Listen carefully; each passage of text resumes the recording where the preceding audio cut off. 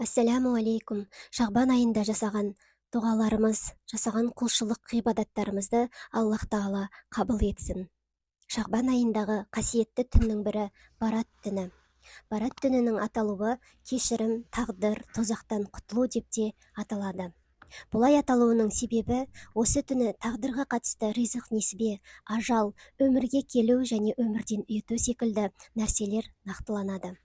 Алланың мейірімімен қаншама адамның күнәсі кешіріліп, тозақ отынан құтылады.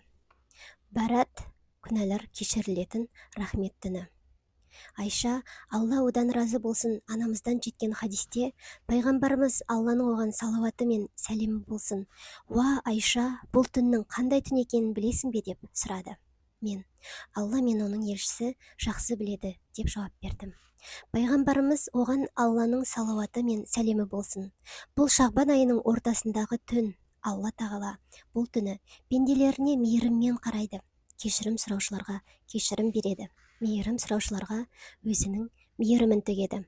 Алайда пиғылы жаман адамды мейірімсіз қалдырады, әрі олар зұлымдықтан арылмаса, оларды жарылқамайды да" деген Байхақи. Келесі хадисте пайғамбарымыз оған Алланың салауаты мен сәлемі болсын былай дейді: "Алла Тағала Шағбан айының ортасы болған түні пенделеріне мейірімін жаудырады. Тек қана өзіне серік қосушы мен жүрегінде мұсылман бауырына деген кегі бар адамнан басқаның барлығының күнәсін кешіреді" деген. Барат тозақтан құтылуға мүмкіндік беретін түн. Пайғамбарымыз оған Алланың салауаты мен сәлемі болсын: "Жәбірейіл маған келіп, бұл Шағбан айының 15-ші түні. Алла Тағала бұл түні көптеген адамдарды тозақтан азат етеді.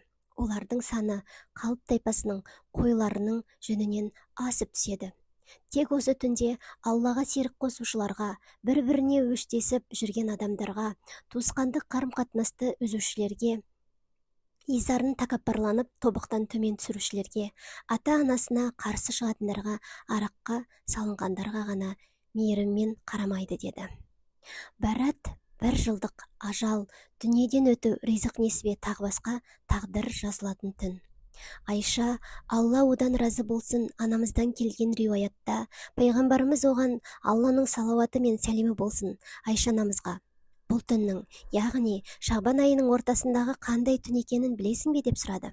Ол түнде не болады дедім. Сонда пайғамбарымыз оған: "Алланың салауаты мен сәлемі болсын, бұл түнде сол жылы дүниеге келетіндер және сол жылы дүниеден өтетіндер жазылады. Ол түні пенделердің амалдары көтеріліп, ризықтары белгіленеді" деді. Барат дұғалар қабыл болатын түн. Пайғамбарымыз оған Алланың салауаты мен сәлемі болсын: "Шағбан айының жартысы толғанда түнін намазбен, күндізін ораза ұстаумен өткізіңдер.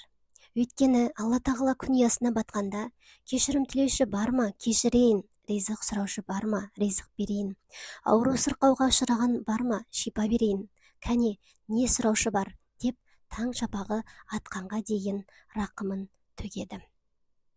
Сондықтан Шағбан айын көп құлшылықпен өткізуіміз керек. Өйткені пайғамбарымыз оған Алланың салауаты мен сәлемі болсын бұлайда көп ораза ұстаған. Айша, Алла одан разы болсын, анамыздан жеткен хадисте Алла елшісінің Шағбан айында ұстағандай көп ораза ұстағанын басқайда көрмедім деген. Әсіресе Шағбан айының 13-ші, 14-ші, 15-ші күндері ораза ұстаған абзал. Сондай-ақ бұл түннің басқа түндерден айырмашылығы, Барат түнінде күн ұясынан батқаннан бастап Алла Тағалаға құлшылық жасап дұға ете беруге болады. Ал басқа түндерде ол түннің соңғы бөлігінде.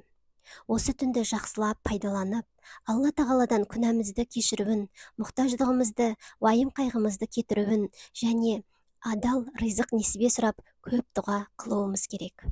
Имам Шафиғи: "5 түн бар. Ол түндерде тілеген дұғалар кері қайтарылмайды" деп соның ішінде Шағбан айындағы Барат түнінде айтқан. Ілгерідегі ғалымдар бұл түнді құлшылықпен өткізуді мұстахаб деген. Сондықтан бұл түнді Құран оқу, пайғамбарымызға оған Алланың салауаты мен сәлемі болсын көп салауат айту, тәсбих тарту, нәпіл намаздар оқу секілді құлшылықтармен өткізу керек. Өйткені бұл түні белгіленген арнайы жасалынатын ғибадат түрі жоқ. Усама бен Заидтен, Алла одан разы болсын, жеткен хадисте пайғамбарымызға оған Алланың салауаты мен сәлемі болсын: Шағбан, Ережеп пен Рамазан айларының арасындағы адамдар бұдан ғапыл болып жататын ай.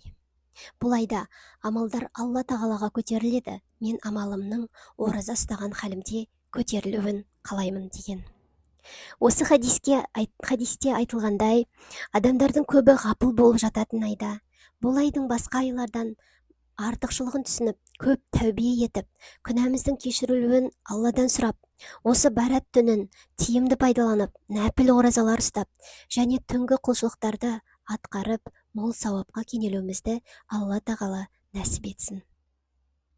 Пайғамбарымыз оған Алланың салауаты мен сәлемі болсын. Алла бізге Ережеп пен Шағбан айларын берекелі қыла көр, бізді Рамазанға аман есен жеткіз деп дұға жасайтын. Алла тағала баршамызға Шағбан айын берекелі етіп, Рамазан айларына аман есен жетуімізді нәсіп етсін.